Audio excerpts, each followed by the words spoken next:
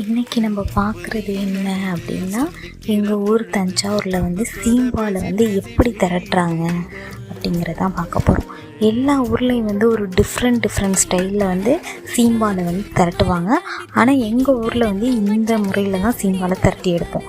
எப்படின்னா, ஒரு நல்ல விறகடுப்பில் வந்து ஒரு குண்டானை வச்சு அதில் வந்து பாலை ஊற்றி நல்லா கிண்டிக்கிட்டே இருந்தோம் அப்படின்னா அதுவே தானாகவே திரண்டு வந்துடும். திரண்டு வந்ததுக்கப்புறம் தண்ணியை இருத்துட்டு அதில் வந்து தேவையான அளவு வெல்லம், ஏலக்காய் அதெல்லாம் போட்டு நல்லா கிண்டினோம் அப்படின்னா நல்ல ஊரே மணக்கிற அளவுக்கு அப்படி ஒரு ஸ்வீட்டு வந்து ரெடி ஆகிடும். இது வந்து எங்கள் ஊர் பாம்பே ஸ்வீட்டில் வந்து ஒரு பால்கோவா கொடுப்பாங்க. அந்த பால்கோவாவும் இதுவும் ஒரே மாதிரி இருக்கும் டேஸ்ட்டு சாப்பிட்றதுக்கு.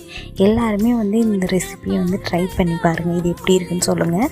வேறு ஸ்டைலில் ட்ரை பண்ணுறவங்களும் இந்த மாதிரி ட்ரை பண்ணி பார்த்துட்டு எப்படி இருக்குங்கிறத சொல்லுங்கள். ஓகே, பாய்.